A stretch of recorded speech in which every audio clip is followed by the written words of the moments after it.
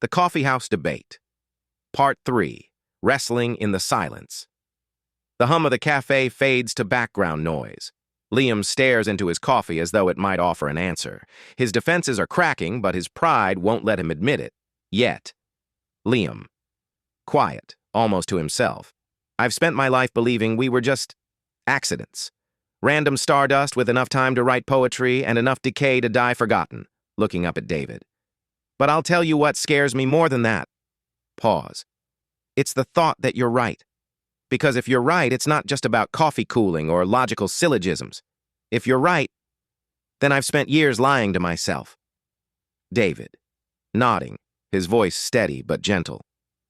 It's hard to look in that mirror, Liam. I know.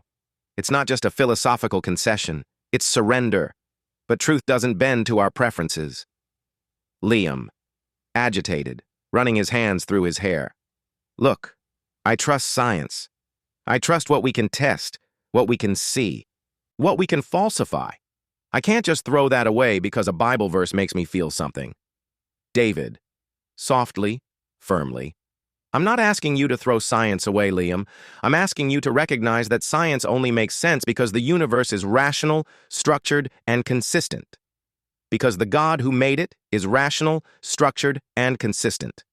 Your ability to trust scientific inquiry depends on a God who holds the universe together. Liam, frustrated, tapping the table. But there are Christians who deny science.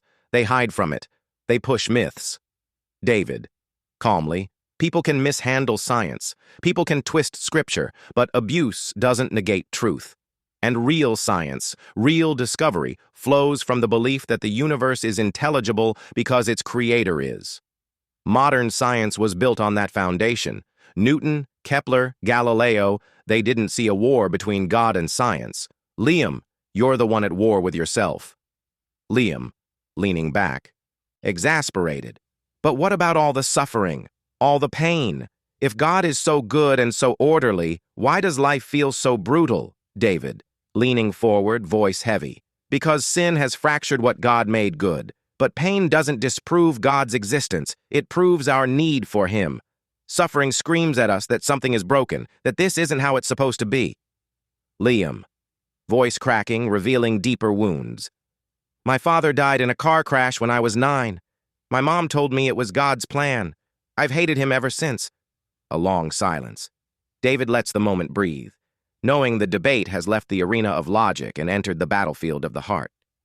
David, softly, carefully. I'm sorry for your loss, Liam, truly. But the pain you carry isn't an argument against God. It's evidence that you know deep down this world isn't right. It's not supposed to be this way. If we were just chemicals, the death of your father would be no more tragic than the death of a mayfly. But you know it mattered. You know he mattered. Liam, whispering. He did. David, gently.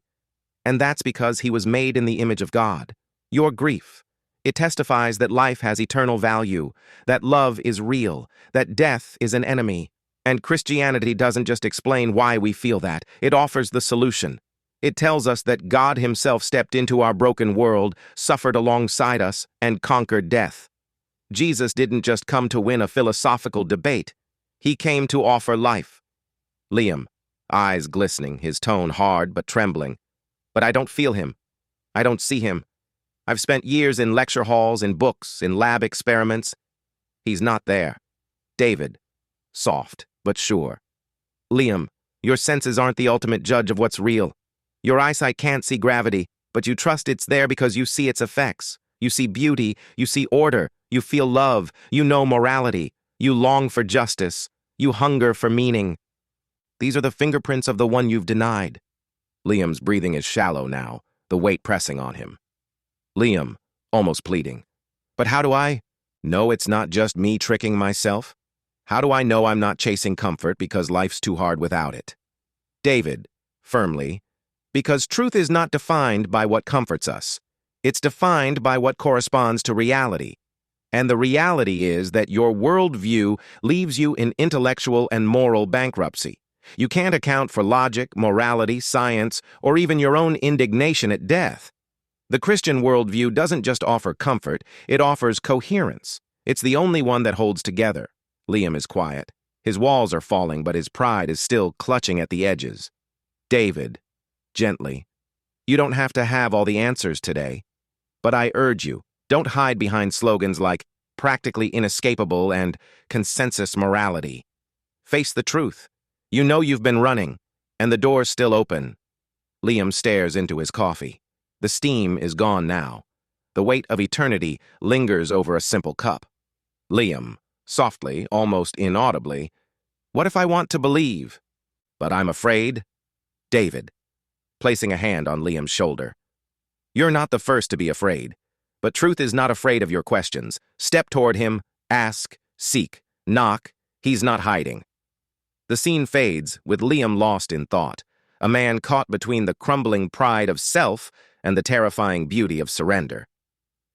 If you would like, I can continue this story into Liam's personal journey toward conversion, or perhaps show how he begins to engage his atheist peers with his changing perspective. Would you like me to develop this further?